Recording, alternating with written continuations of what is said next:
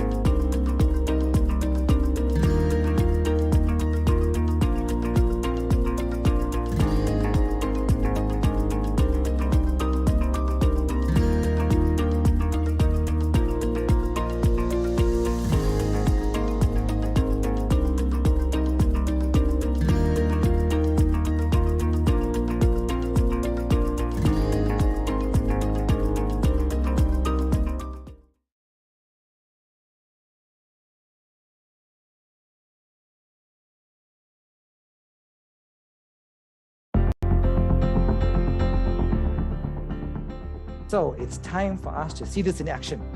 A beautiful 12-lead ECG, right? We're going to take about maybe 5 seconds just to stare at this ECG and try and decipher what's going on. All right. So here we have it. List the main abnormalities. We see beautiful ST elevation in the inferior territory. 2, 3, AVF. Boom. Very nice. But that's not all we see. We also see ST depression with inverted T waves in lead 1, right? We also see it in AVL. There we go. And in V2, hello.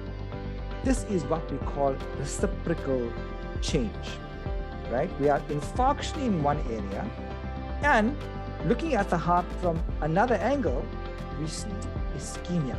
We took that same ECG and we flipped it around, right? And if we read this ECG from right to left, then what was ischemia, as in 1, AVL, and V2, now looks like ST elevation myocardial infarct. If we look at what was infarction in 2, 3, and AVL, if we read it from right to left, now looks like ischemia. That is the beauty of the electrocardiogram, because guys, we're looking at the same heart, but from different vantage points. Hence, we use the term reciprocal change. So this is an inferior myocardial infarct, but in the anterior territory, we have ischemia. That's reciprocal change coming from the inferior. Good evening, colleagues. I hope you are good, and I hope those graphs didn't overwhelm you, because it's just so many lines going up and down. Yeah, but I hope you are enjoying that short snippet taken from our previous ECG masterclass, and I hope that it helps you to reflect and make a call if you are able to join us or not, or if you believe you are going to get value from the upcoming masterclass this coming Saturday. Are you guys well? Give me a sign. I don't know, a thumbs up. Let me see. Oh, I'm not on. I was trying to see, but I think I saw Ginzi's comment saying good evening. I saw Kimuti's comment. I also saw Puti, Kolisi, where John, Philip. Yeah, welcome, colleagues, and it's such a great honor as always to host you. And I'm so excited about tonight's webinar. Dr. Letlhogonolo Kazulu wa Magage. Magage. I think this time I've tried, brother. Are you good? Are you able to hear me? Hey, good news, Dr. Lesego Mawela. You well, sir? No, I'm good, brother. I'm good. It's always a Always a pleasure pleasure. to host you. So we look forward to the next hour and a half or so. Great stuff. Awesome, Awesome, sir. awesome. Colleagues, let me not waste a lot of time because Dr. Makake has another important engagement, which I'll tell you about towards the end. He's also an entrepreneur, so he's got a business meeting for people who are interested to invest in Epicutis.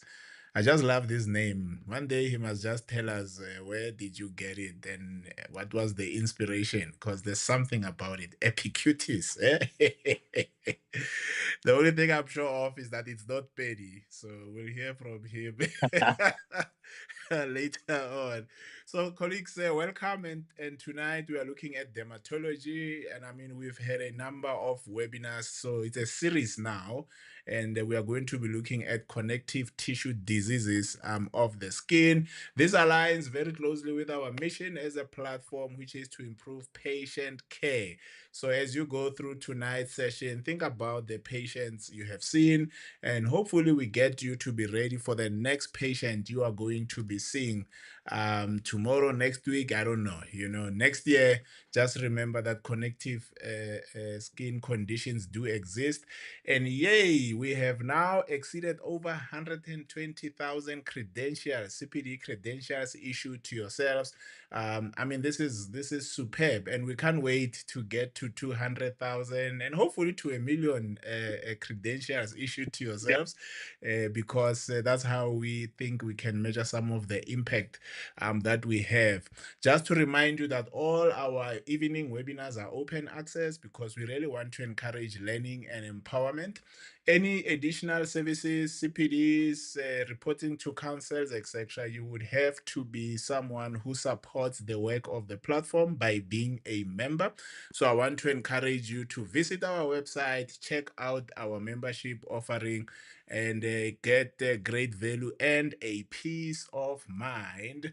And look at what's happening here. Our diploma preparatory programs are live in terms of registration. In October we will be starting our coaching programs, so please don't miss it. I had a leadership note for you. I don't know if my slides are hidden, because I did promise that I'm gonna try and bet. Where are my slides? Okay, let me do this, because I think there's a slide that's hidden, because I wanted to just say a word about something. Yay, I think I've managed to sort it out. I'm sure some of you are like, last week we spoke about, what did we speak about? Those of you who joined the anesthesia, we had a lot to talk about your leadership lead and the importance of elevating your leadership ability. Today there's this quote: no one is good at anything the first time. I found this to be very encouraging personally, because there are so many things that I keep on postponing, because maybe I have a fear of failing, and also because I'm a doctor who has 20 years plus experience. If I end up in theater and I have to make someone sleep and maybe I mess up, people might not be happy with me. I don't know. People might laugh at me. But I thought it's a very important statement for us to always remember that no one is good at anything for the first time. We all have our first times. Even Dr. Makake, my team are using his creams. But I'm sure the first cream, Dr. Makake, I'm sure it's not like the smooth one, we have today.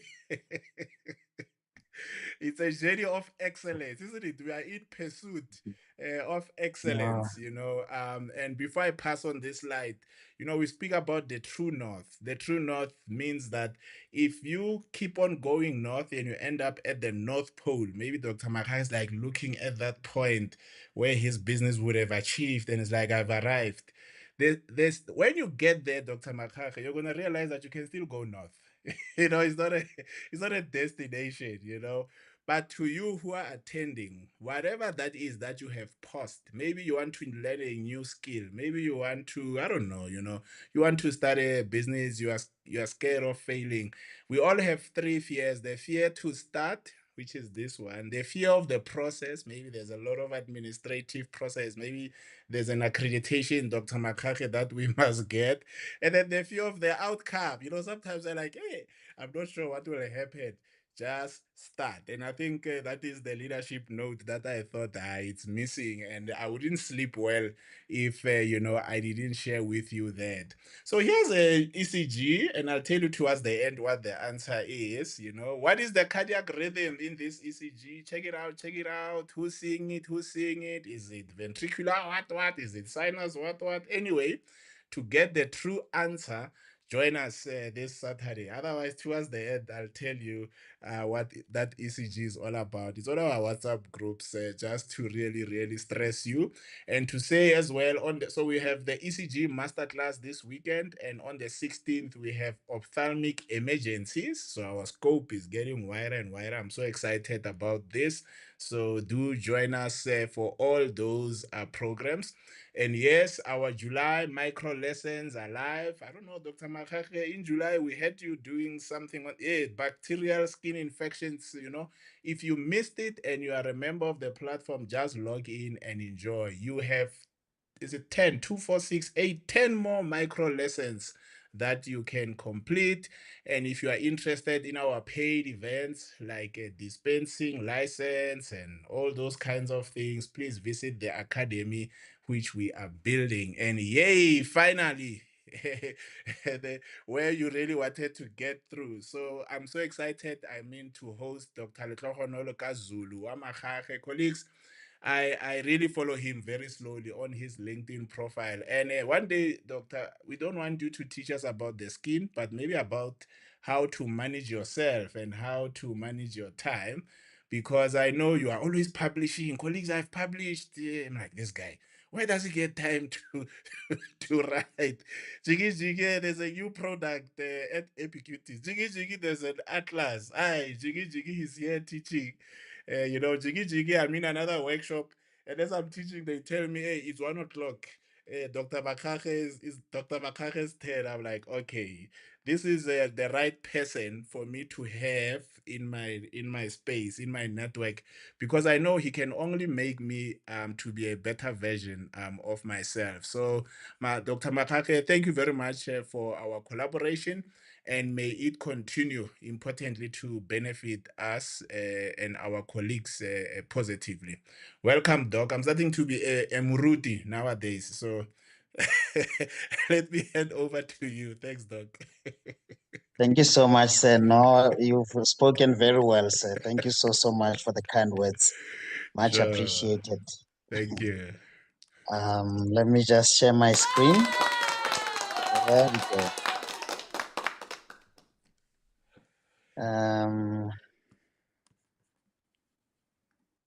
Okay. Tell me if you see the full screen. I'm sure everybody's seeing. Please just confirm. There we go. Yes. So, colleagues, as always, as usual, thank you so much for having me on the platform. I'll try my utmost to keep to time. I had so many photos on yes, I didn't even realize how many just on connective tissue disease. I didn't really include all of them, but yes, there's a lot of them that I didn't even share today, even though I think 100% of what I have is patients that I've encountered at the clinic where I'm currently based. So thank you so much for everything. Today we're talking connective tissue diseases of the skin. As you know, connective tissue will encompass a whole lot of other structures as well. But today we are just going to focus mostly. We'll touch a bit on other structures, your muscles, your joints and such. But more than anything, me being a dermatologist will focus more on what we see at a clinical presentation. All protocol observed. Thank you so much for the unity. And those of you who are on the WhatsApp group, especially the active ones, Really, really appreciate your responses, the quizzes, and all of that is quite nice and fun. I see there's a lot of learning that is happening there, and a lot of you are gaining a lot of in terms of confidence. I see we have a few registrars as well who do dermatology, so some cases are handled by them, which is great. So thank you so much for that. It will be a huge injustice if I don't express a few words to Dr. Mawela and his team for the wonderful work. I know every day around, whenever I have a session with you guys, I just need to go into my laptop and then just go and hit the link. It's already there, it's prepared, everything. So there's a lot of work that goes into what Dr. Mawela is doing. And I see a lot of hard work, innovative, new things being introduced. So to all of you colleagues here today, please don't just come in just for the sake of hearing today's talk. Remember that the platform needs your assistance in terms of finances. And Dr. Mawela said the last time that it's like 3 rents a day, so it's like 1,200 if memory serves. So for the work that they do and the staff, I know because I also run a business. So there's cost involved. So please, all of you, if you are here today and you like what you hear and you want to help the platform grow, please do. It is really much appreciated. The work that Dr. Mawela and team are doing is really, really commendable. And it is through the platform. There we go. Thank you so much. It's through the platform that we are able to connect even now, wherever you are in the country. Some of you are even outside of the country. And just to express a few words, normally we tend to overlook our patients, but very generous in giving us these photos, trusting us, that we'll take on the art of medicine and exchange it in the right way, not to embarrass them or display it in a manner that is not befitting for their image and self-respect. So much appreciated, not just for this gentleman here, but as a representative of all of those that have voluntarily given their photos. It was through their images that the atlas was possible. And in so many ways, today's discussion as well will be from their pathology and suffering. So we really appreciate our patients because, as you know, dermatology is quite a visual art. So we truly, truly appreciate.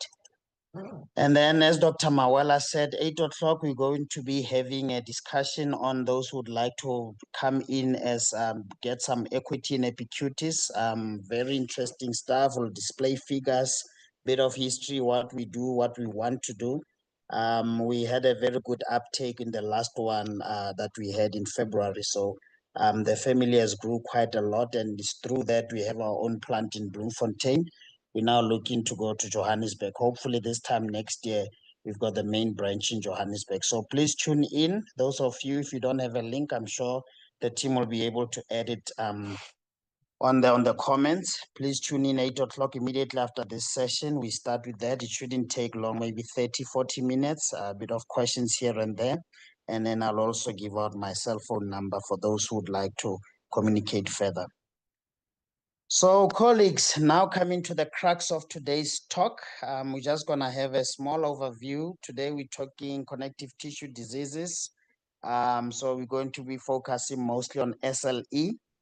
We'll touch on dermatomyositis and go a bit in depth with your SLE mostly because it's like the prototype of connective tissue diseases.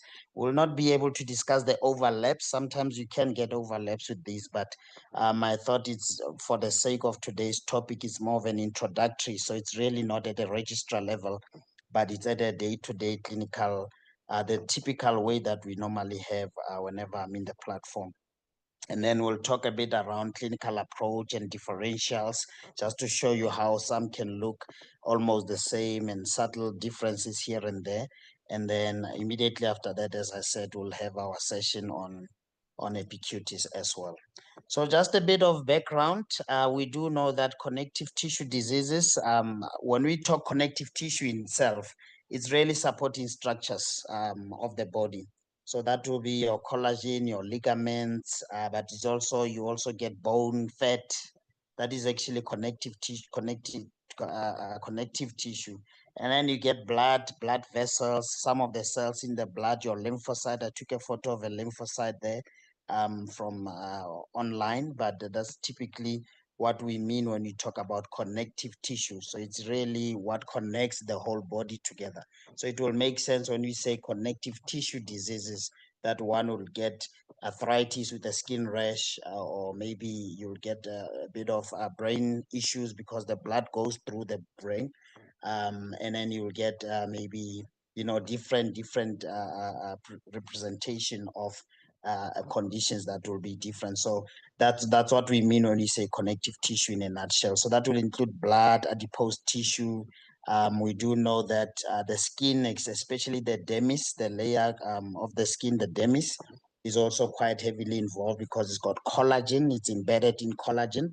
So that will be what we mean when we say connective tissue disease, and also adipose tissue. But the epidermis is also involved, if not directly, then from the sun and photosensitivity, then certainly from the underlying dermis that is feeding the epidermis being affected, thereby secondarily affecting the epidermis as well. So that's what we'll be talking around today. And then, as we know, with embryology, some of us, I know we're talking for people who've got a background with embryology, because we're talking around the endoderm and the mesoderm. That's where when you talk embryology layer, and also the epithelial tissue. So those will be structures that surround, for example, your liver. The liver is surrounded by epithelial tissue, but so is the kidneys.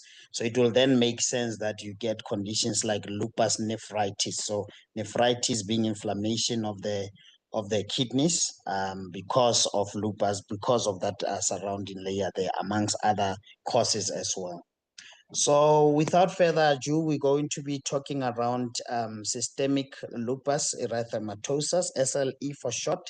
It is really the prototype. 80% of connective tissue diseases present as SLE. So SLE by far takes the cake in terms of being the prototype. Multi-system, broad spectrum of clinical presentation, as we have said. The eyes can be affected, the brain. That's why we call it systemic, because it will then affect all manner of structures. It affects the brain in two ways: the convulsions and central nervous system, motor system, but it can also affect the cognitive, the psychological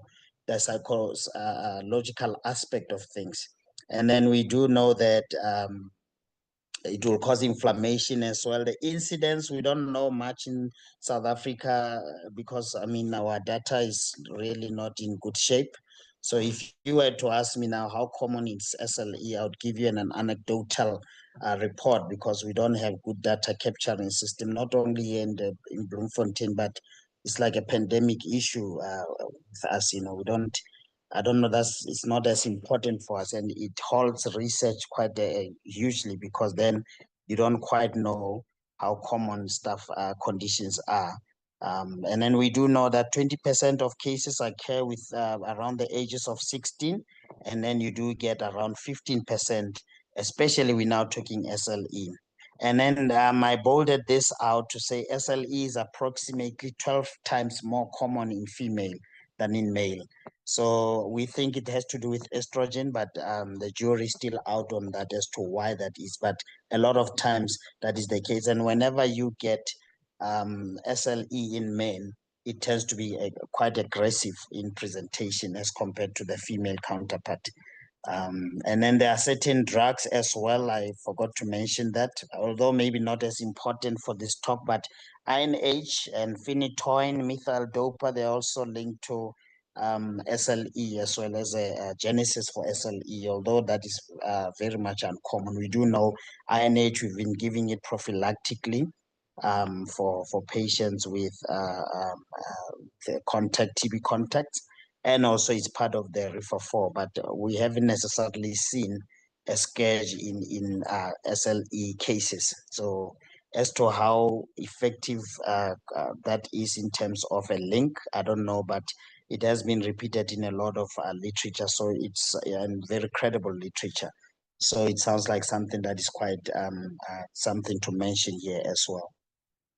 So when we speak around symptoms, you now have a patient, you think the patient has SLE, you're going to ask around fever. So, but when we're now talking examination. Fever will be important. There will be pyrexia. They'll have leukopenia. They might have delirium, psychosis, even to a point of having seizures. Always important in SLE, whenever you get somebody with seizures, don't just assume it's caused by the lupus itself. Sometimes it's electrolyte imbalances because of the nephritis as well. So one has to keep a very open mind with that. But it can cause in the as a sole cause of that as well. Musculoskeletal joint involvement, they'll have arthralgia, they'll have proteinuria. So this is the clinical presentation of SLE. So for me, I would typically see the malarash. So that will be what tells me that we are having a huge problem with that. So as I said, these are patients' photos that I took at the clinic with permission in writing. And then when you take a serology, you'll find that they've got low C3, C4. They'll have an ANA that is positive with a very high titers, for example. So then you know that you are really dealing with a whole lot of problems. And of course, you want to examine them fully and check other systems as well. So, team, we've got the SLIC criteria for SLE. Non-scarring alopecia is there, but I would also say scarring is more common for me in our setting than non-scarring. And then they can have renal involvement, serositis. Serositis means they can have ascites, they can have pericarditis, pleural effusion as well, and then they can have leukopenia, very common to present with that. So it's very important whenever you do a full blood count, do a full blood count, and also your differentials are important there. But also not only differentials, and do a smear as well, because then you get a reticulocyte count, and then typically you'll get a shift to the left. And then it's also important to do ANA. You cannot make a diagnosis of SLE without first checking your ANA. ANA tells us not only with disease flare up, but it also it's non-specific, but then it tells you there's a connective tissue pathology of sort. So please keep that in mind. I had this lady coming in when I was still a registrar. As you can see here, this is what we call a butterfly rash. It looks like a butterfly there, if you use your imagination. But what I want you to take note of, colleagues, is that it doesn't involve the nasolabial folds. So then that's how you know that this is actually a photoeruption, which is different from a contact dermatitis, which is different from a seborrheic dermatitis, for example. Photodermatitis will typically not involve the folds. Then you know that you are dealing with a photo. Whether it's SLE or not, then one has to look into the SLIC criteria. As you can see there, I took this from the Skin Atlas, but as you can see, there's actually, you need 4 and 1 clinical criterion. It keeps changing from time to time, but I think this is the latest criteria in making the diagnosis of SLE. Always keep in mind to look into the oral, so oral ulcers, especially in the hard palate, but then we are looking for active oral ulcers. Once again, it's important to keep an open mind. Those of you who are on the WhatsApp group, always remember, this is why we want a bit of a good sound history, because somebody can present with oral ulcers. I would think Behçet's, I would think Crohn's, less about ulcerative colitis. I would think hand, foot, mouth disease. Certainly herpes type 1 herpes would come in. We know that 5% of primary syphilis would also present with oral ulcers. So I would think other things, but SLE would definitely come to mind as well. Hepangina would come in as well. So one has to keep a very open mind when you talk about certainly lichen planus. I can think of a whole lot of conditions. Then you need to then go and examine other sites to be able to make a conclusive diagnosis in that regard. Very common presentation is the palmar erythema. That's what we have here. This lovely lady is showing us the palms. I just asked her from a standing position myself, and then just to show that there's palmar erythema there, that denotes that we are actually dealing with connective tissue disease is most likely on the cards. Maybe not SLE, but certainly connective tissue. But from a skin perspective, one could see the urticarial plaques can be connective tissue. That's why anybody with urticaria, especially if it's a chronic urticaria, one has to think around the need for doing an ANA for those patients as well. Remember, purpura vasculitis, to be specific, can also be because of SLE. So one has to keep that in mind. Other patients that I took photos of from the clinic, as you can see there, this is a bit confusing. We had a weekly demo, our quiz, where I showed acute pyronychia. So acute pyronychia, for example, would be typically a staph infection. It will then need to be drained, antibiotics, plus minus X-ray to exclude septic arthritis. It's not as common, but one has to keep that in mind. And then you get the chronic pyronychia. Chronic pyronychia would typically be fungi candida, to be specific. That would be causing that. But then you also get pyronychia as a result of connective tissue disease. And this is the typical pyronychia that you get with secondary nail involvement. That is speaking of, especially in SLE. As one would see this. Not only is it in literature, but these are, as I said, photos that I took myself from the clinic. So it's evidence that I saw myself as well. Factors that can precipitate the onset, we know sun exposure, stress, pregnancy, infections, especially HIV, can be very tricky to treat somebody with SLE or connective tissue diseases in general, and also being HIV positive, especially in advanced diseases. And certain drugs, methyl dopa we've mentioned, INH we've mentioned, and we also mentioned phenytoin. So those are drugs that can actually precipitate and worsen cases in that regard. The disease can also progress and cause other sites of involvement. So typically, colleagues, patients with SLE go to internal medicine. They are seen by rheumatology under internal medicine. So a lot of these patients come to us in Derma because they present so vehemently with overt clinical signs that are more cutaneous. But in actual fact, we just refer we'll give them sunscreen, perhaps sun avoidance, but more than anything, they need to be treated by physicians. And then we will see them as a multidisciplinary, but primarily they are a concern of physician, because a lot of times they'll have a nephritis, especially if it's SLE.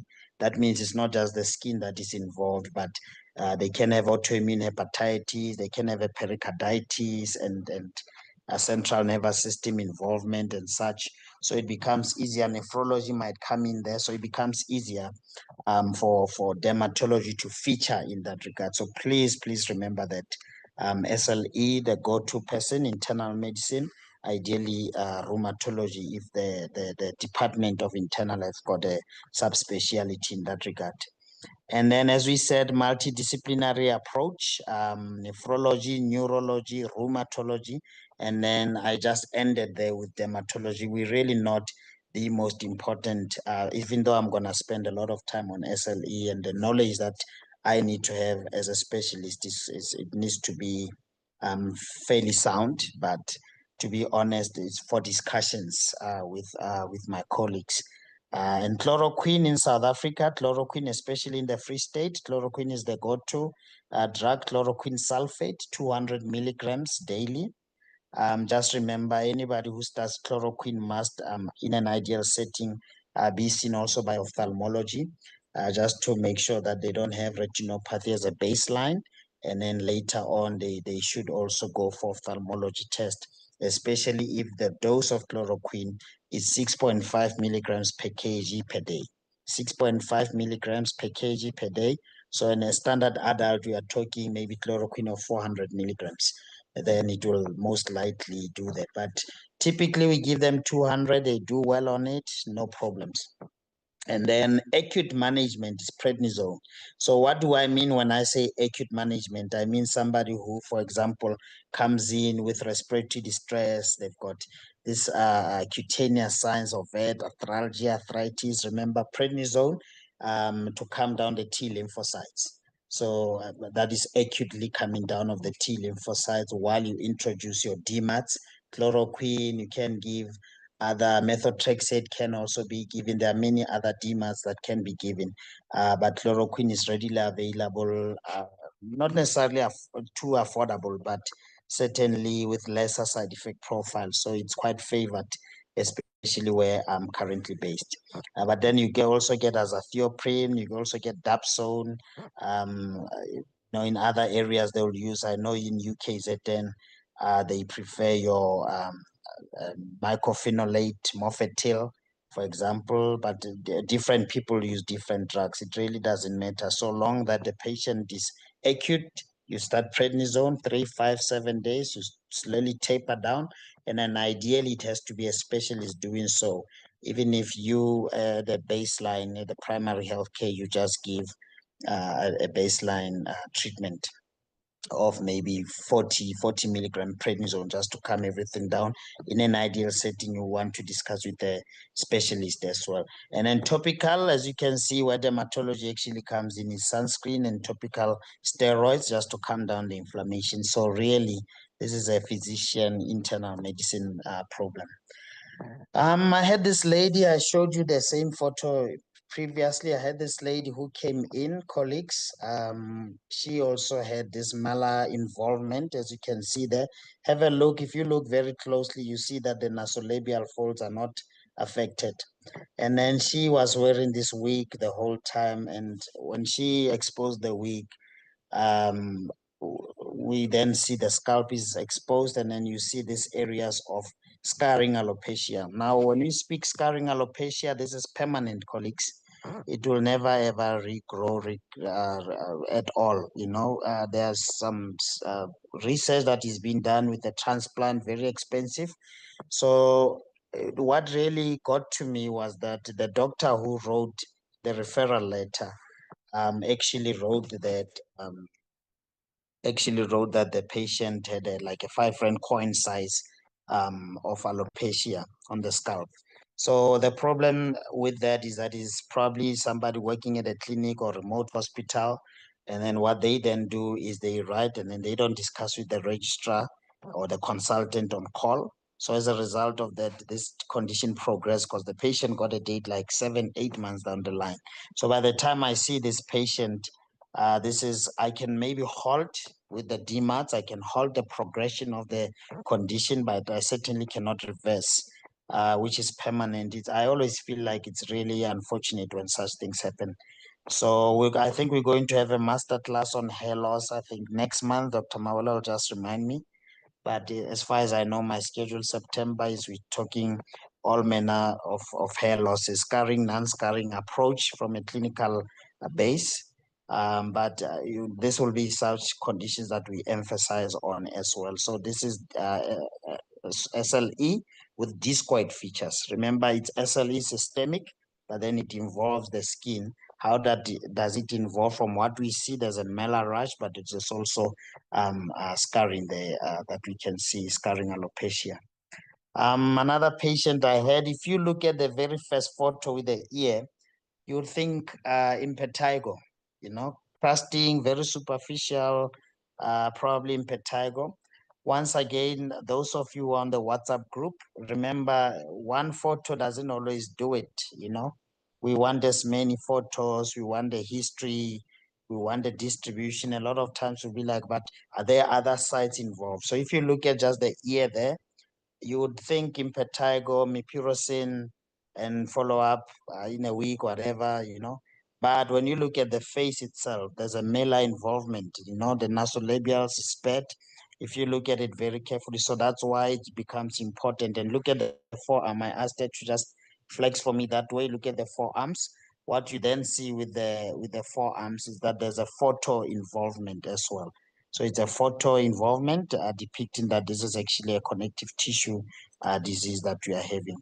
And then we've mentioned chloroquine. We've mentioned that if you use chloroquine sulfate, the one that they use, the methyl chloroquine in the US, you don't necessarily need to do eye test for.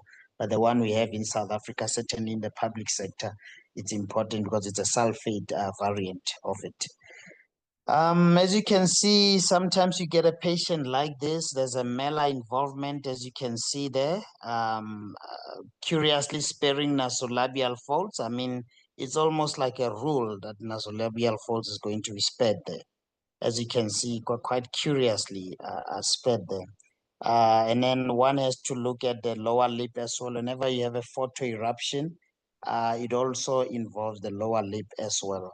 That's the one thing that I've seen as a register. But the other thing is the concha of the ear.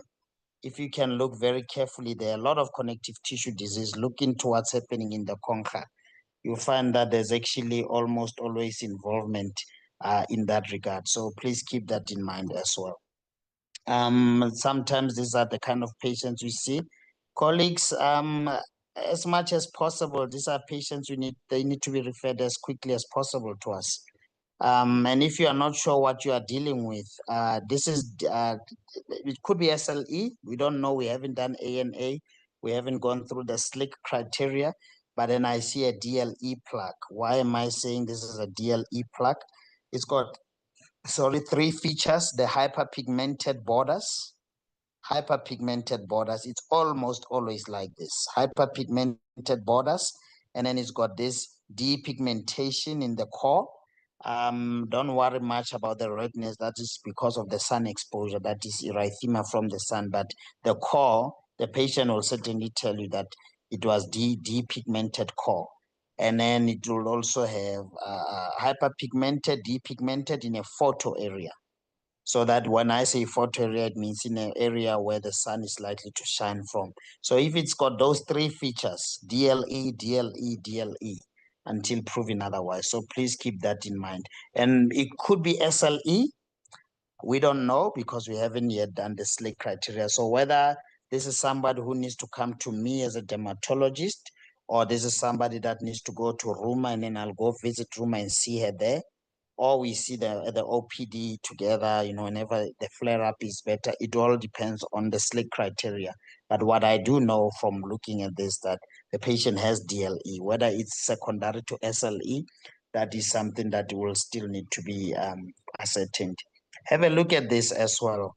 That's a photo that I included in the skin atlas. Hyperpigmented rim with a depigmented core. And then not only is there core depigmented, colleagues, if you feel there's a scar.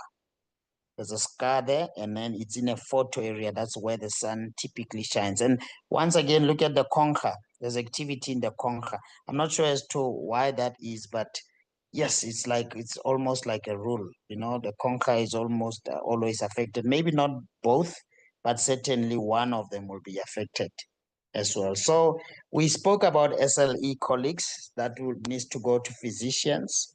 It doesn't have to be a rheumatologist, physician. Any general physician can actually manage that quite well, no problems there.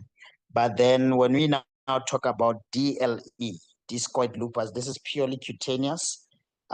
We do ANAs just in case. This is actually a lupus nephritis with skin manifestation. You don't know. So do a ANA, and is almost always negative. Then it comes to dermatology. And then I'm going to give DMARS. Chloroquine is my go-to DMARD. I'm going to give betamethasone. This is the one time where we use betamethasone on the face. But I'll give betamethasone cream ointment. Those of you who attend masterclass will know when we use which one, and then I'm going to use sunscreen as well in that scenario. What are the complications of DLE? Squamous cell carcinoma because of the chronic erythema. There are no longer melanocytes in that area, so then that propels a higher risk for malignancy. But we do know that this can actually convert into SLE as well, especially if it's quite extensive. And then we can get a condition called secondary amyloidosis that you can get. But of course, the self-esteem, colleagues, I always say those are subtle issues: cosmetic concern, low self-esteem. Doctor people are always looking at me and then such, and wondering what's wrong and all of. So that can also lead to depression sometimes. Have a look at this, colleagues. The lower lip is affected. Have a look at this hyperpigmented scar with a depigmented core in a photo area. DLE, DLE, DLE. And this one is quite suggestive of a malar involvement as well. I know that gentleman who sings, was it Seal? The one with the kiss from the rose, he also had a DLE. Or maybe was it systemic lupus, but he's got pits, if you can check on Google and such. He's got also quite deep scars on the face because of this condition that we're having. Whether it was SLEN, I would have wanted to do an ANA for him just to be sure and then go through the SLIC criteria. As we said, common cause of scarring, alopecia, will be your SL, your lupus. Let me just say lupus, whether it will be DLE, SLE, we'll then examine the patient appropriately. This is what we typically get. Once again, look at the morphology, hyperpigmented rim with a depigmented core. That not only is it depigmented, but it feels scar-like. It's like a scar, like a burn scar. It's fibrosis in that area. But look at what's happening in the on the vertex there of the scalp. There's alopecia as well, depigmentation as well there, which is permanent. So if you see a patient with scarring alopecia, they must be referred as urgently. That's what we call a trichological emergency in dermatology. So please refer them. They must be seen by them. If you see them today, it's a Thursday.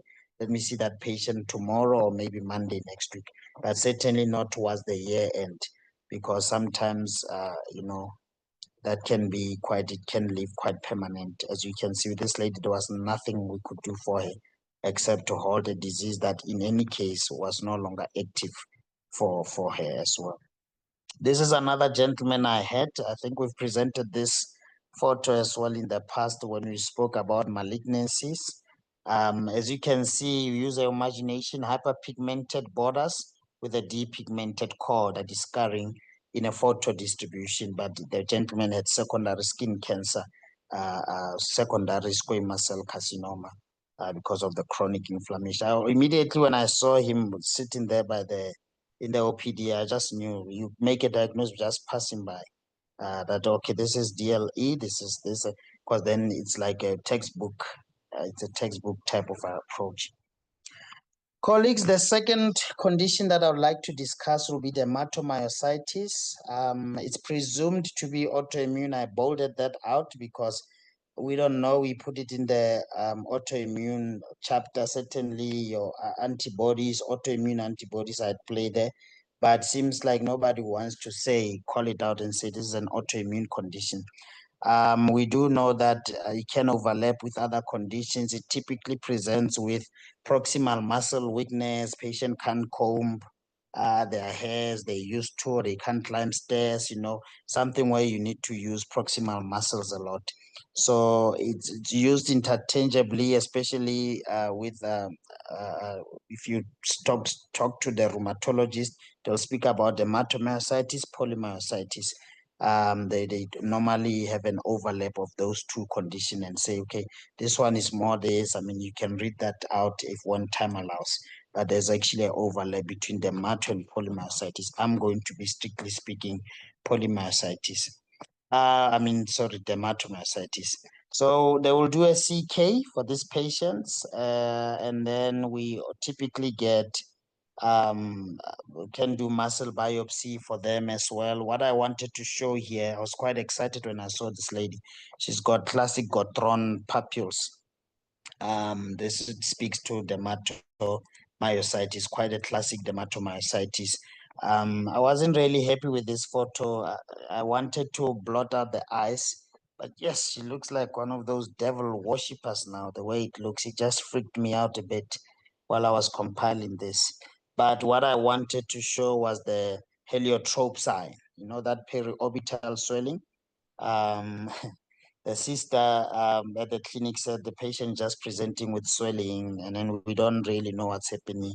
You look at this, you look at Gottron papules, the patient's like, look, Dr. Amolo is tired. And then you think, okay, this is dermatomyositis. So it was quite exciting for me. It's not exciting for her, but certainly for me, it was quite a classic one that I saw here. Another patient I had as well with got trans papules. So remember, it's always important, colleagues, to make the diagnosis first. Then the CKs can come and all the antibodies, the myoglobulin, all of that, those can come a bit later in making then the Reynolds phenomenon, because you're not gonna think of them if you don't make the initial diagnosis. And then also important to look around arthritis, lung fibrosis, and all of that. the hypergammaglobulinemia. It's not always easy to just think outright that. So that comes in a bit later. So what do we do with these patients whenever we think they've got dermatomyositis? We'll do a CK, we'll do an adolase, we'll do an antijo, one antibody, MI2 antibody, ANAs definitely will positive ANAs as well. Very important. And then depending on what we get there, we'll discuss with rheumatology. So I typically just do this myself and then send to rheumatology to take it from there. Then they will do muscle biopsy because we never get to the muscle. We normally just get to the skin. Our probes only reach the skin. So rheumatology will insist on muscle biopsy. They'll do that. And then they'll work with pathologists to look for signs of DM. We call it DM. It's not diabetes mellitus. It's dermatomyositis for us. And then all sorts of treatments, maybe not so important for today's discussion, but the take-home message is that we use immunosuppressive therapy as well in these patients. So please keep that in mind. Briefly touching on Raynaud's phenomenon, vasospastic disorder characterized by episodes. We've seen this, colleagues. Maybe it's not as common, but yes, in the undergrad, they would hammer us on this. I don't know if it's still the case now with the current physicians, but yes, we would get a lot of that. So you get this vasospasmic, it becomes this vasoconstriction, and then the hands are very painful, the distal tips very painful, and they look pale. And then there's this cyanosis that will then follow, and then the rush of blood will then come in. So whether it's a primary Raynaud's, secondary, it's always important to find out. I normally just say it's better to refer to a specialist for them to do all sorts of tests and make sure, and then you can take over the day-to-day management of that. But it can be from systemic rheumatic disorders, trauma. So this will be the secondary causes. So as I said, quite extensive that you have to look into. So rather, if you see that this is a Raynaud's, whether it's primary or secondary, I think it's really the function of a specialist to have a look at that. But the take-home message is, are you able to identify a Raynaud's phenomenon when it happens? Other conditions will be your leukocytoclastic vasculitis. Leuko depicts a white cell. Cytoclastic, it's a leukocyte, it's a white cell. And then they form a cluster around the blood vessel, leukocytoclastic vasculitis. Palpable purpura. So what that means is that there's inflammation of the vessel wall. So the red blood cells that are actually supposed to be within the lumen of the blood vessel then escape into the dermal stroma, and then it becomes palpable from the outside from a clinician. So even if you press on that, they don't blanch because they are not compliant within a blood vessel lumen anymore. So it will be red blood cells around there, but also the white cell, the neutrophils will then go in there. There's a lot of confusion. Neutrophils will escape the lumen. Sometimes they would want to go clear out the red blood cells. Remember, neutrophils are the first line of defense. Antigen presenting cells, the neutrophils comes in. Those of you would like to do dermatology, that's what we do in the primaries. They hammer you on immunology in that regard. So neutrophils are first line defense along with your macrophages, for example, in that regard. Remember, causes for leukocytoclastic vasculitis, the same as urticaria, would be infections, and then it can cause infections and drugs, but also remember connective tissue diseases in a setting of so you can have vasculitis caused by connective tissue disease like SLE, for example. So those of you, I see Dr. Rikhotso joined us today, is a renowned pathologist. So those of you who don't know what leukocytoclastic vasculitis is, this is the vessel lumen, and it will typically be, let me just see, it will typically be inflamed, and then you get neutrophilic fragments with also red blood cells around the lumen, hence the name leukocytoclastic vasculitis. So all these red blood cells, leukocytes, a bit of lymphocytic activity, as you can see. So it's a mixed inflammatory cell infiltrate. So all that you see here when you palpate on a clinical, you find that it's palpable, so that we call it a palpable purpura. Purpura meaning red blood cells that are no longer within the blood vessel but have escaped because of the inflammation in the vessel, hence the name vasculitis. I hope that makes sense. So that's what you typically get. Sometimes you can get medium vessel vasculopathy as part of the connective tissue disease. So keep that in mind as well. Sometimes you think Bergus with chronic smoking, you think polyarteritis nodosa and such, but sometimes it can just be a purely connective tissue condition that is causing this. I had this lady coming into the clinic at one point.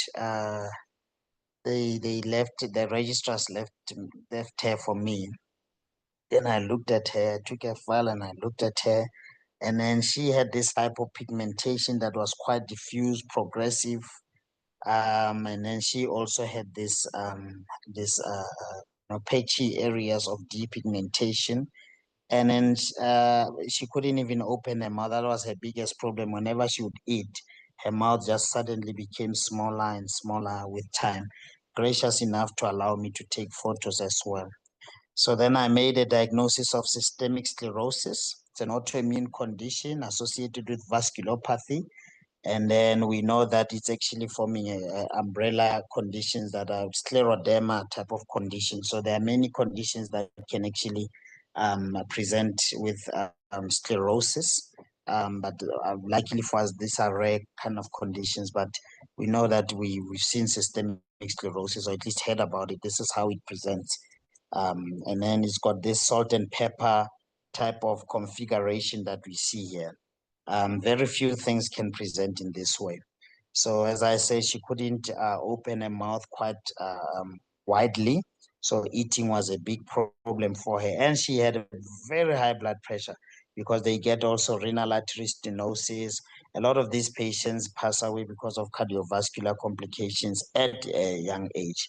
As to what is the cause of this, nobody knows. We do know that there's just fibrosis. So collagen just becomes more and more in the dermis to a point where it actually restricts even the normal movement of the skin, because the elasticity of the skin ceases to be as a result of this. And then you can get Raynaud's. That's why it's important to look into referring a patient who presents with Raynaud's. They can get pulp space. They can get ulcers in their pulp spaces, and all sorts of problems with the kidney, pulmonary hypertension, and such. So physician must come in here. It's absolutely, absolutely critical too. This is the same patient. As you can see, if you see very carefully, it was much more clearer on, physically, but she's got cyanosis. If you can see, there's a blue tinge of the distal end of the fingers there. But then she also has these areas of this shallow ulceration, the digital ulceration. And then she also had not so great, but she had sclerodactyly. So that means that the digits themselves were quite sclerotic to a point sometimes you are not able to do day-to-day normal work because of that. So quite important to remember. And then in terms of how we treat this, to be honest, whatever we do, it's symptomatic. But the hallmark, once again, just like with SLE, would be a physician. They would use emollients, they would use antihistamine to typically have an itching issue, but this is more symptomatic.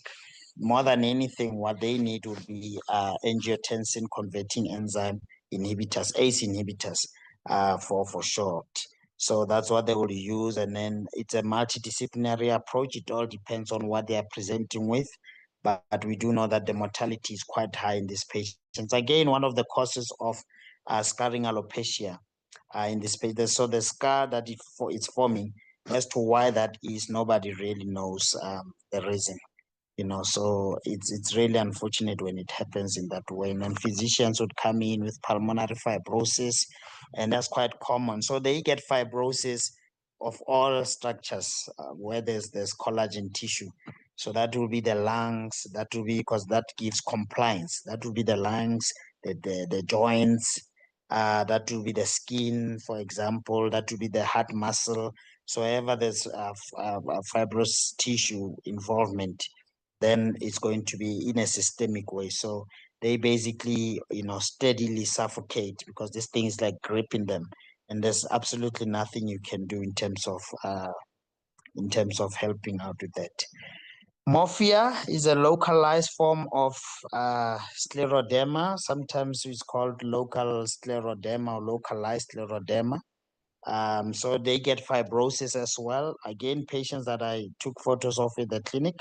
As to why that is, I don't know. We see it a lot in ladies as well. I've never even seen a gentleman with morphia. It's almost exclusively in ladies. I would say even the incidence would be even higher than 12 to 1 when it comes to morphia in terms of the gender parity of the whole thing. But basically, the sclerosis, it feels like the patient had a burn or an operation or so something happened there that traumatized, but only it was just spontaneous. Then you know that you are dealing with morphia. That's why it's important to feel there. How does it feel? It feels firm. Then you know that you are dealing with morphia. Time will not allow us to speak on rheumatoid arthritis. Certainly, the skin signs are not as great. This is something that would be a physician will talk around swan neck deformity, but Bonnier's deformity and subluxation of the metatarsals and such. So you do get all of that sometimes. And I mean, I do see them. These are patients I took photos of at the clinic. So they do come also to dermatology. But for us, they come more for emollient and support than anything else because the primary pathology is that of the joints. So that is internal medicine.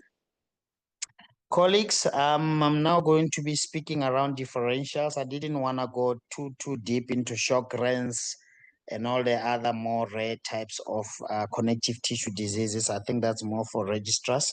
But then there's also an overlap. There's Sharps syndrome. It's an overlap of a little bit of everything. I've never seen that myself, but one at a specialist level, you have to study them because they might come out in an exam and such, or sometimes you might get that in future. We don't know, but I thought maybe let me just focus on SLE, DLE, dermatomyositis, DM, and then also your systemic sclerosis and Raynaud's as well. So when we speak differentials, this is a patient I had. Just to confuse you a bit, the patient presents now with what you would call a discoid type of presentation: hyperpigmented rim, depigmented scarring core. The only issue is it wasn't in a photo distribution necessarily, and it was solitude. So this is what we then call. I then had to take a biopsy here. This is lupus vulgaris, TB of the skin, but then it can look very much like lupus. That's why, once again, those of you on the WhatsApp group, to just show a photo like this, sometimes it's just not enough. And sometimes when I get a chance to respond, I would still say refer to dermatologist.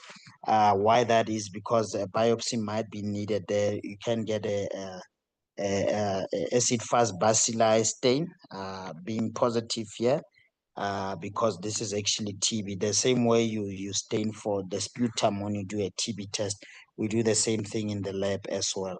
And then you will see this granulomatous infiltrate. Dr. Rikhotso will know in more detail as to what we look for in that regard. But the point I was trying to make is that you can have what looks like discoid lupus, but then the distribution is not in keeping. And the patient with the lupus vulgaris will typically have HIV long-standing, because this is now meaning that this is somebody with extra acute, extra pulmonary TB. So they now need treatment for 9 months because this is extra pulmonary. A lot of times, this is end-stage AIDS type of setup. But look at the morphology, it can be quite striking and quite similar to that of, but the distribution is completely off. So please keep that in mind as well. We've seen this photo before. Patient with porphyria cutanea tarda. Once again, it can be quite a huge overlap with DLE. If you look at, or maybe SLE with discoid lupus features, if you look at the crown aspect of the scalp. If you look at the malar involvement, if you look at the depigmentation, maybe we don't really have much in terms of that designer artwork of discoid lupus with the hyperpigmented borders, but certainly this is highly suggestive of that. So sometimes there can be quite a huge overlap. What works here is that there's this sparse hair, and then the patient has got this added hyperpigmentation. Then you know that you are probably leaning towards porphyria cutanea tara in that regard. But in any case, we still do an A. I would want to know about hepatitis B, C. I'll do a test for that. I'll do HIV test. I'll ask around chronic alcohol usage for this patient. It's also quite important to remember, but don't completely exclude SLE until it does not fit the SLEC criteria. Then you know that you're probably dealing with it. This is the patient with a variant of lichen planus that you see. It's got this malar distribution. It's got this non-scarring alopecia as well. So SLE gives you non-scarring alopecia, especially in the flare-up or in an acute onset. But then it can also get DLE. The DLE aspect of things gives you scarring alopecia. So please keep that in mind. So sometimes you can get an overlap areas of scarring and areas of non-scarring. Then you know that you are dealing with SLE with discoid. But this condition, it overlaps so much because it's primarily a lymphocytic driven condition, maybe not autoimmune, but certainly immune response, lymphocytes at play here. So even your DMARDs will be the drug of choice, the sunscreen. And so you'll treat this patient almost the same as you will treat SLE, but then it's actually lichen planus, variant of lichen planus that we see, especially in advanced HIV. We typically see that. This is the same chap. I took a photo of him when I started as a registrar. Maybe I was in my second year registrarship. And then here on my right, I was, I think, maybe early consultant then. But as you can see, it's resolving quite well compared to where we were and then where we were like five years later, or whatever. There was a huge difference in what we are seeing. The depigmentation was in itself regressing. So that's really, I was quite happy to see that. I followed him quite closely, especially at the time when I was still quite heavily involved with clinical work. I wanted you to appreciate, colleagues, how this gentleman here can look like SLE, and this lady here could not even be SLE, you know? When I say she's not SLE, I mean that this could be just a discoid lupus erythematosus. So it's easy to say both these patients most likely don't have SLE. All that we needed for this lady was to do a ANA, that would be negative, and then the SLEC criteria is not followed. And then we know that this is actually it's lupus, but it's not SLE lupus. And then this chap also, this was actually a variant of lichen planus.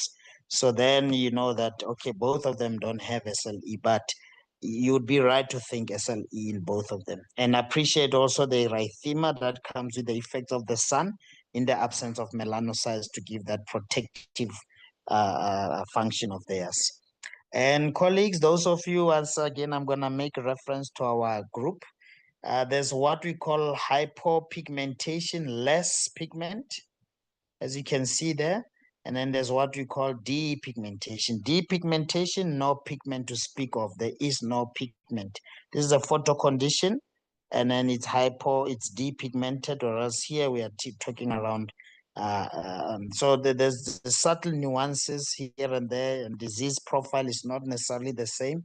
So always remember, don't just use those terms loosely. Hypo and D are not the same, and then it can have different connotations in terms of treatment or condition, the underlying condition. Remember photodermatitis.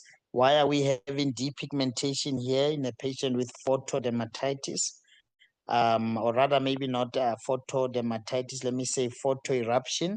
Could be dermatitis, maybe not, but this is a photoeruption Once again, why are we having this? Is because the melanocytes are resting together with the epithelial cells in the epidermis.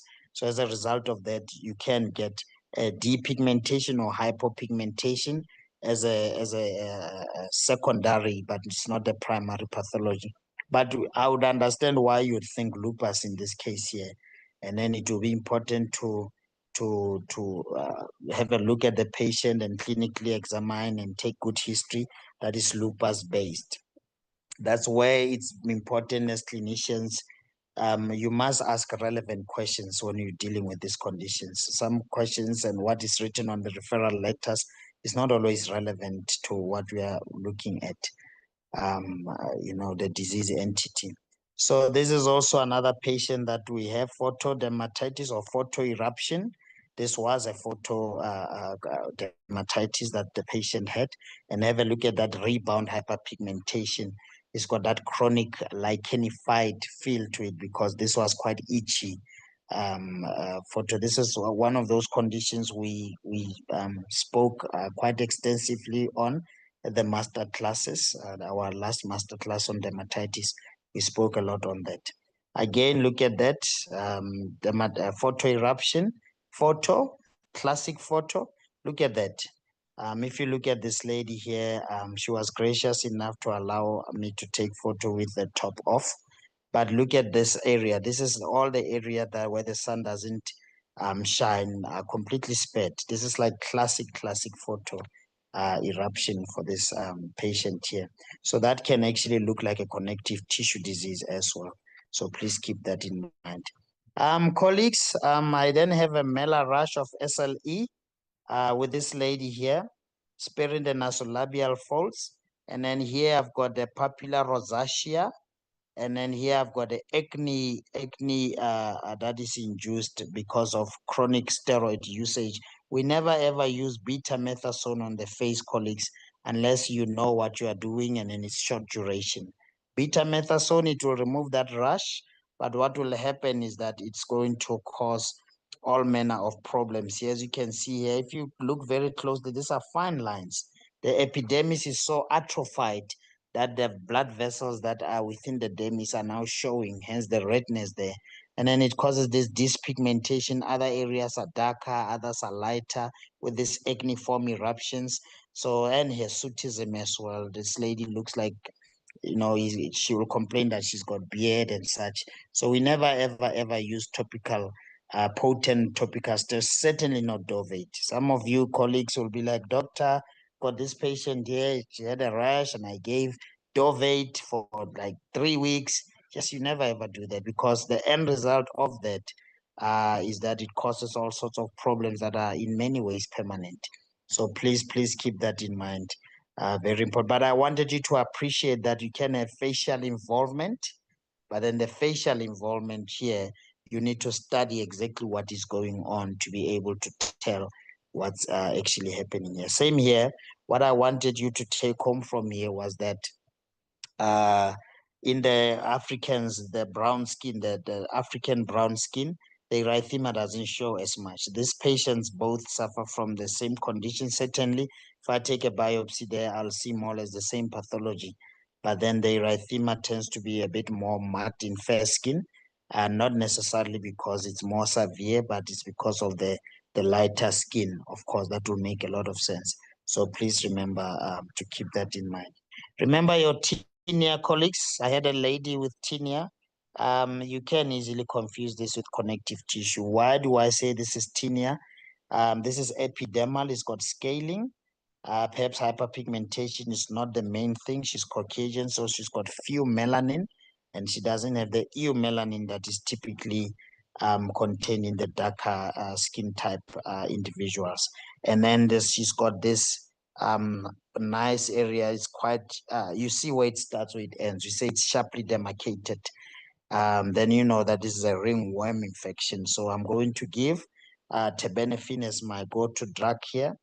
Or even the diflucan can work quite well in this area. Also, if you attended the fungal infection, I'm going to look at the nails to look at what's happening in the fingernails, especially the fingernails, because sometimes that could be the source of what we are currently having. But once again, it can look like lupus. It's the same lady. I then had this ringworm infection as well on her wrist, as you can see there. So please keep that in mind and examine thoroughly. The easiest thing to do, those of you on the WhatsApp group, is just to take a photo or skin. Let me just take a photo, send there. But then a lot of times you find that we need multiple photos distribution, but we need content as well, colleagues. Sometimes the content is missing, and that causes a bit of a problem in terms of what we are able to answer you with. Once again, I will use that same photo of that lady, hyperpigmented rim, depigmented core. That is scarring. It feels fibrotic. Again, the concha is involved. You can look very carefully there. And then this patient here will have depigmentation, but if you feel the skin here is nice and soft, there's no scarring here. This is your normal vitiligo. So this lady here suffers from vitiligo, and the other lady is from lupus. Whether it's discoid systemic, we'll need to do a and A for that. But please have a look and know the distinctions between the two. They are not the same. Vitiligo autoimmune as well, but it's not necessarily for connective tissue diseases, for melanocytes strictly that are resting in the epidermis, and only ever melanocytes in the epidermis, never the eye, never any other place. It's not the same as your albinism, and albinism is not an autoimmune condition as well, even though it can overlap. These are palms of somebody who suffers from psoriasis that we have there. And then this is a dermatitis artifacta. It can look very much like a patient with syphilis, secondary syphilis. And then this is palmyra that denotes connective tissue disease, prototyping SLE in this case. All these photos I took myself at the clinic, so I am completely sure of what I'm saying. But have a look at this. This is syphilis, so secondary syphilis. The patient needs penicillin. This one needs high dose steroids to calm everything down, and then maybe even methotrexate or chloroquine, as we normally do in the Free State. And then this will be contact dermatitis, but tinea can present in this way as well. Tinea manuum can present in this way. And typically, those of you who attended the masterclass, we did say that typically it will be one hand and not both of them in the same fashion that we are having there. And then sometimes you can get this extensive involvement. Once again, this is not enough without good history, without distribution. I'm not able to tell, are we now severe dermatitis? Is it contact? Is it palmopanther psoriasis? What is it that we are dealing with? Is it PRP, pityriasis rubra pilaris, that we are dealing with? So it becomes very important for us to get a full history and distribution. A lot of that comes when there's book content. If you don't have book content, colleagues, it does show in your referral system. The referrals is very hollow. It shows that this person doesn't have good book content. The book knowledge is not good. So it shows. I'm sorry to say, but I'm just being truthful.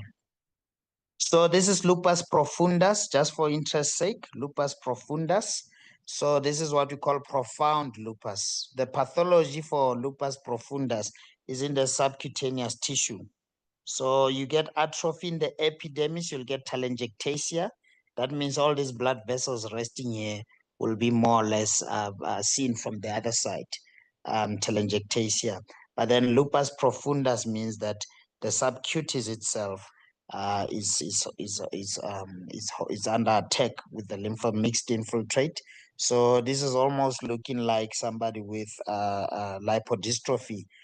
In our days when we used stavudine, we are the old generation, the doctors, so we use stavudine, didanosine, to a lesser extent AZT. Those were the drugs that were quite naughty in causing this, but by far D4T, yes, it was a naughty drug causing that. But for me now, if I see somebody like this in dermatology, I know that this is a connective tissue disease that would cause this.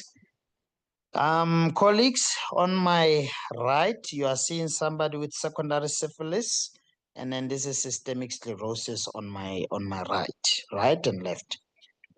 So please be able to see sometimes the message I wanted to send to you. These are two different patients.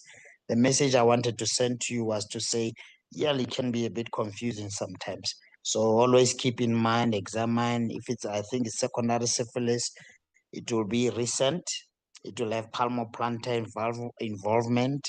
A lot of times patient will then have a RPR that is positive, and just to confuse you, connective tissue disease, SLE, can have a false positive RPR as well. So the message is that you need to refer to a specialist, if at all possible, as quickly as you possibly can.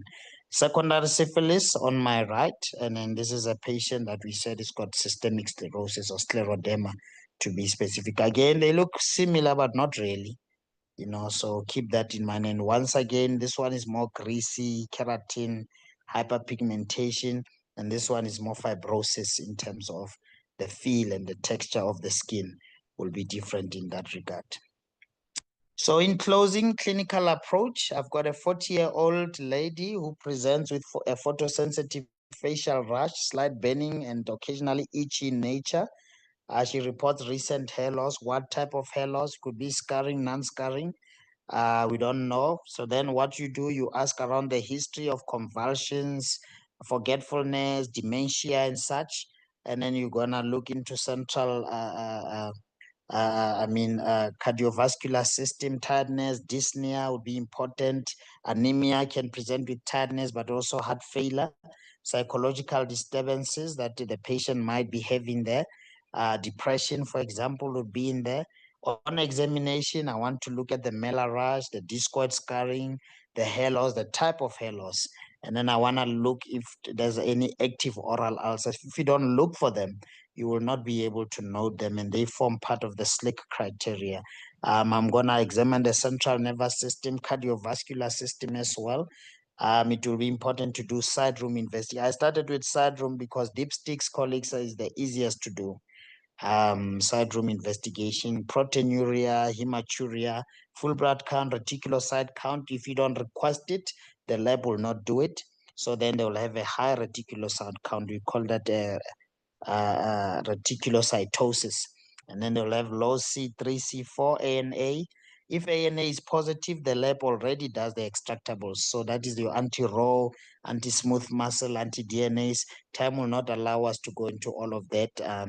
Perhaps we'll look into part 2 later on of connective tissue and just discuss what does this mean and if it's anti-raw and all of that, because that can be something that we see from time to time. UNE, lupus nephritis, LFT, why is that important? Autoimmune hepatitis. There are many others that you can do. Antiphospholipid syndrome forms part of the extractables, ENA. And then you can also get an overlap as well. So the lab will be able to tell you which ones are positive. But the message I want to convey here, colleagues, is that from the history, if you don't ask around convulsions, if you don't ask around tiredness, dyspnea, psychological disturbances, so the quality of what you put on the WhatsApp group, on the referral letter, depends on the quality of your own knowledge. So if the knowledge is not there, please augment the knowledge. It's good to do that. It's good for the patient, it's good for you as well. Otherwise, it becomes just here's a referral letter, patient has a problem, somebody has to figure it out. That's not the right way of practicing medicine, colleagues. ANA, we do sparkle pattern, quite common.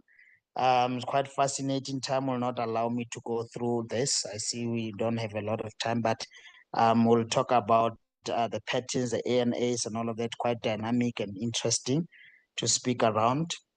So in summary, concept of connective tissue disease, remember we said that it's all these connecting structures, the muscles, the joint, the ligaments, and then remember that these present very late because colleagues always think about your impetigo and periorbital swelling. I don't know why this patient has been having periorbital swelling and is tired, doctor.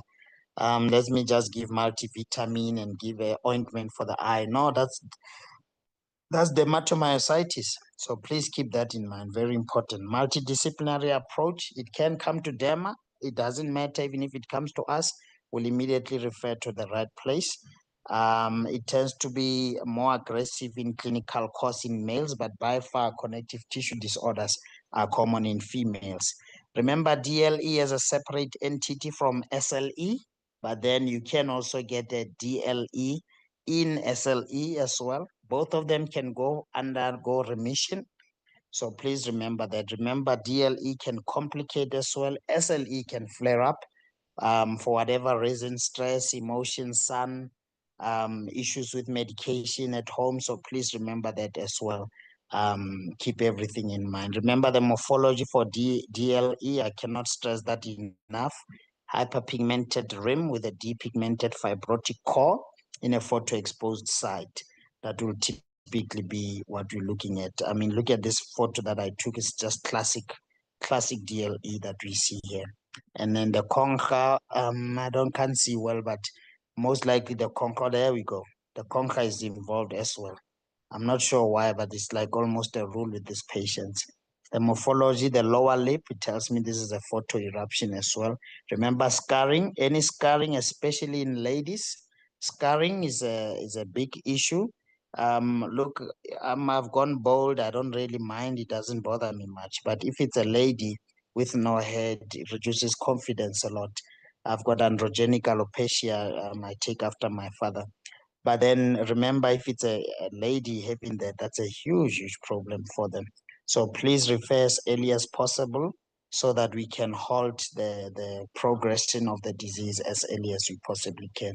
Again, look at this. This is somebody with DLE, quite extensive scarring, you know. This, she will never be the same again. And this is somebody who's married, you know, she also goes out there. Look at the concha as well. So please keep that in mind, refer as early as possible. And keep in mind, colleagues, if it's like this, there's no more activity here. So there's nothing we can do to reverse this process here. So please keep that in mind. Other conditions will be conditions like your 10. This is toxic epidermal necrolysis. We know 10. But you can also get a 10 like lupus. This is called Rowell syndrome. So we don't manage it like a 10, we manage it as lupus. So I read about it. I was a bit excited when I saw this at the clinic. Patient was referred, and then the patient had Rowell syndrome. As you can see there, there's a malar involvement, but then it's a 10, you know. So please keep that in mind as well. Sometimes it can look the same. So whenever you get someone like this, colleagues, always remember, you know, you can't just give one diagnosis unless it's a spot diagnosis. But then for me, I'll be like, could it be acute contact dermatitis allergic type? That will make sense. That will be my number one go-to place. But then could it be a connective tissue disease? If it is, which one? You know, then you are certain looking at that. Could it be allergic contact dermatitis or irritant contact dermatitis? So it's very important to always don't just look at it, but sometimes you seem unsure when in actual fact you are going through a whole lot of conditions that can look very much similar. And patients like these, colleagues, refer as early as you possibly can. As you can see, this gentleman here, I mean, yes, he was in a bad space. So please refer as early as you can. This is like typical connective tissue disease. It's for us to now say, is it systemic sclerosis? It could be syphilis, that is just extensive, but that's for us to have a look at the patient, biopsy, do all sorts of tests. So please refer as early as you possibly can. DLE we've spoken about. I can't stress that enough. My reference is the Skin Atlas as always. A lot of these images, but I went way beyond the Skin Atlas. I took a lot of images that were never published. But those of you who've got the Skin Atlas, thank you so much for the support. I'm hoping once things settle down, we'll start the second edition, maybe in a year or two, and then just come up with better and more updated information. And those of you who've got the Atlas, you can tell. You tell from the way you argue, especially those who get it, but then you go through it as well. You can tell your clinical acumen and the way you argue things is just much better. So much appreciated as well. Dr. Mawela, back to you, sir. Thank you for the platform. I try to keep time as much as I can, because I know colleagues maybe 8 o'clock they need. I don't mind continuing on. If colleagues have questions, we can always start our session a bit later. It's really not a problem at all. And then just remember the session that is coming afterwards. Thank you so much. Back to you, Dr. Mawela. Thank you, thank you so much, Brother Makhache. Yeah, as always, you leave us very empowered. I always say the skin and the eye. We don't do enough undergrad internship concept, so we are always caught off guard when we are now in clinical practice. Trying to figure things out. So I'm really thankful for that. Brother Makhache. Yeah, there's a couple of questions, and colleagues, if you do have, keep them coming. Maybe we will just continue for the next 15 minutes, and then maybe we push on. Mohammed is writing to me talking about that ECG, Dr. Gina. I don't know if you're Dr. Gina from Carolina. Do let me know. But that ECG is actually atrial fibrillation. But yeah, let's leave it as it does. Colleagues, I've shared the WhatsApp group for dermatology. Maybe as if I share it now, as we respond to this question, it will help you. Just check on the chat. You will find that I've just reposted this WhatsApp group. Garrick, let me know which masterclass you're talking about. If it's the masterclass referred to by Dr. Letro on alopecia, it will be next month. So we will announce and we will send the information. If it's the ECG masterclass, that particular one, it's coming through this weekend. And I'm going to just share a link again for the ECG masterclass. That's what we're all about, colleagues. Clinical care platform, clinical care. So let's care for our people the best way we can. There's just a setting I need to change so that as you post, everyone can see your comments. Okay, right. So let's then get to some of the questions. I think obviously people are happy, Dr. Makare, as you take a deep breath. Kennedy says, great presentation. Okay, as for the slides, join the membership program and you'll get access to the micro lesson. Slides we do share, lock them in there on the platform because they remain people's intellectual property. So we prefer to keep them as PDFs and keep them there on the side. Kwabisha says, in patients with chronic hepatitis C, how can dermatological manifestations like DM and necrolytic acral erythema be used for early indicators? So maybe the question by Kwabisha is, are there dermatological manifestations that can make us suspect hepatitis C? Yes, no, there are from a non-specific rash to vasculitis, for example, urticaria. So I wouldn't necessarily think necrotic acral erythema. That will not be the most common one. Actually, you say that I don't know if Kwabisho is on our group, but I can post in the group. Just that I've got a nice, I think it's 10 from cryoglobulinemia as well. I've got a list of conditions that can actually lead to that. So I'll just post it as soon as you are done, maybe around 9:10. I'll just post that as well. So can patients with connective skin disorders present with erythema nodosum? Is that one of the presentations? I suppose SLE is not the most common presentation. Yes, not that I know of, sir. Okay. I've never seen that before. Maybe it will be in literature, but certainly in my own view, I've never really seen that. Yeah, no. Yeah. Beatrice, if you want more information on erythema nodosum, do check some of our recently completed webinars. I think they were, if I'm not confusing it with a master class, I'm hoping it's on the webinars. Yes. Just have a look and then you'll get a little bit good. Otherwise, do ask in the WhatsApp group and then you'll see that you'll get more information. I'll ask the same about vitiligo and connective tissue disease, Tissue skin disease. diseases, Yes. because I need to add skin somewhere there. Yes. Yeah. Vitiligo? Is it the Yeah, common? both Yeah, of them, yeah, not there's not even a link necessarily. Both of them are autoimmune. It's yes, just vitiligo is autoimmune against melanocytes in the epidermis only. yeah, Whereas when we speak SLE, we are now speaking systemic that can involve the skin, yeah. but then not only the melanocytes, it will also involve the dermis. That's why the fibrosis, it feels like a scar. So you now need to palpate and feel. So both autoimmune, Mm. but the other is not a connective tissue disease. Yeah, I think it's when you posted that slide, your just last two or three Yes, slides. Sibuti is asking, how yes. would you differentiate Steven Johnson from these conditions like SLE? Um, That's a very firstly Stephen Johnson. I think she means a 10 toxic epidermal necrolysis. The two are not the same. But the one thing that you will see, lupus will typically have the Mela rash. It will have all the SLIC criteria will be positive for that.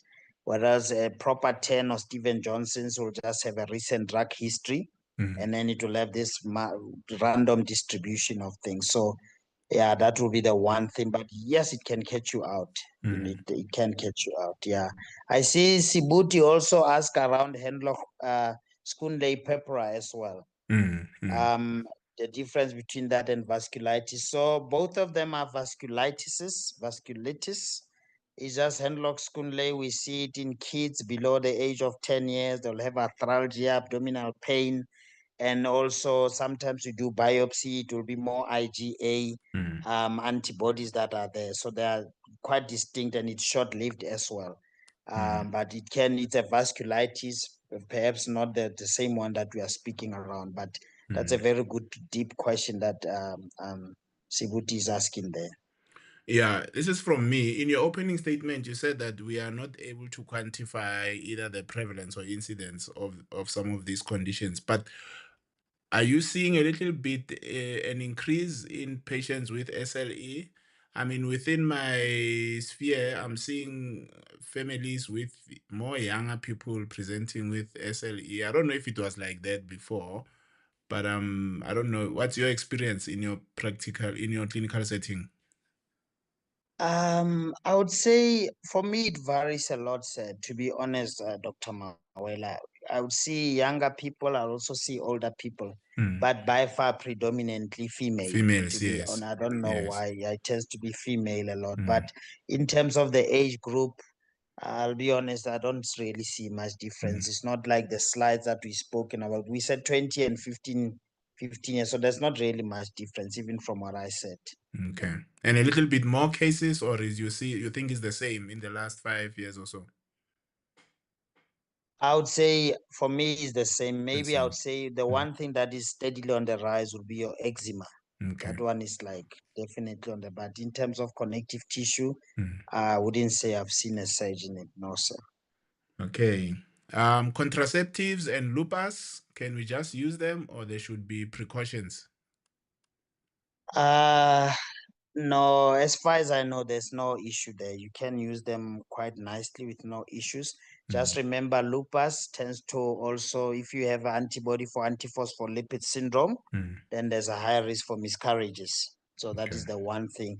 And also remember, some drugs are not safe in pregnancy. Methotrexate is not safe Hmm. and such. So it will be more important to say once you fall pregnant, what do we do then? Mm. Awesome, awesome, awesome. Colleagues, I'm sharing in the chat the link for you to review and join us on this incredible journey and become a member of this incredible platform as we we respond to Zohra's question. A patient asked me today why does she have numbness of her feet? She can't stand even for long enough. She is taking Neurobin. Yo, the differential for numbness is huge, but I don't know. You can take a bite. Yeah, no, that is too wide. I would Yeah, want to see, when did this start? How extensive is it? distribution. Any associated Mm, symptoms? mm, It could be just an issue of electrolyte, some other mm, electrolyte issue. The age, Yeah, no, that use is, of no, alcohol, vitamin yes, deficiencies, yes, other yes. drugs, maybe. There's drugs that may cause numbness and stuff. So Zohra, maybe in the WhatsApp group, do get a proper detailed history so that we can zoom in. It will be difficult if you say numbness is like a little bit too wide. I think you've just replied to this, right? SLE and pregnancy and challenges in that space. I don't know if you want to add anything, but I think we have already responded to that. Yeah, I'm happy, Mewini. I'm happy. I see my WhatsApp friend there, Mewini. Hey, Mewini Sibuti Masango. is throwing missiles there. Stop giving monoxidil. I know many GPs are relying on this. I've seen marketing on Facebook that they can give anyone, even you, Dr. Makak. I don't know where's the hair, but we can give you Afro. Yeah, What? no, that's true. No, the only issue, just as a parting shot for colleagues on minoxidil, will speak around it on the masterclass. But if it's non-scarring alopecia, then I know you've got a fair chance with that. But the problem comes in if it's a scarring, there's no hair that will develop, on the scar tissue. So that's really where the biggest problem that we have in that regard. Okay. If that makes sense. Awesome. I think we have responded to most questions, but Zohra responds. Remember the numbness question that it's a patient with lupus. It's a patient with lupus. Yeah. I don't know if you want to say anything after that small additional. Except Zora. Yeah. Yeah, it could be. It does happen sometimes. You have lupus, but then you also have some other electrolyte issue that is not necessarily related. But it doesn't mean it's not lupus. It's just not something that is in my knowledge sphere that numbness can be associated with lupus. I don't know that, but I'm not saying it's not it. But my knowledge it's limited in that regard. Yeah. Colleagues, as we close this particular session, I think our meeting was supposed to start at 8. We have given enough time, but also I see that we have responded to all the questions. I will tell you, I always attend these meetings. Mediclinic, they have a business presentation or shares, I always attend because it might be a big opportunity for me, but most of the time is because I want to learn how the business is run, the business model, and sometimes you get insights which can inform even you on how you can better run, your institution. So if you do have some 30-40 minutes after here, I've just shared the link in the chat. As I play a short video, just join in, listen in, who knows what may happen. Brother Makaka, your closing remarks, and then we switch over to our next event. Closing remarks, as usual. Thank you so much for the opportunity. I've been longing to do connective tissue disease for such a long time now, especially differentiating SLE and DLE. I think it was very important so that you better know what to do. Colleagues were not always sure what happens in that regard. But those of you who've made time to attend, much appreciated. And really, my parting shot is to reiterate the need for us to support Dr. Mawela and team on the platform. So if your things are not up to date, let's not just make it about CPD points, colleagues. Let's say this is quality, it's a quality platform. Let's give it the honor that it deserves, and let's support it so that it can further grow. And then all our medical students, as they graduate, they qualify, they must graduate into the platform. That for me is the vision that I have for this platform. And thank you, Dr. Mawela. I've said all that I wanted to say today with regards to connective tissue. Now I can rest well for the rest of the year because at least I've covered this aspect. So thank you so can't much rest. to you, sir. Alopecia is coming your way. Oh, no. Sharp, colleagues. A few seconds, and then we switch over to the other side. Thank you. God bless you guys. Have a restful night with your families. Oops, my things don't want to play. Missed our latest webinar? No worries. We know life gets busy, but your professional development shouldn't have to wait. That's why we've created webinar micro lessons. Short, focused recaps of our full sessions designed to help you catch up quickly and still earn your CPD points. These bite-sized lessons are available exclusively to active subscribe members. So even if you miss a live session, you never miss out on the knowledge or the CPD points. Not subscribed yet? Now's the perfect time to join. Get access to all future webinars, every micro lesson, and more. Visit www.clinicalcareplatform.com to sign up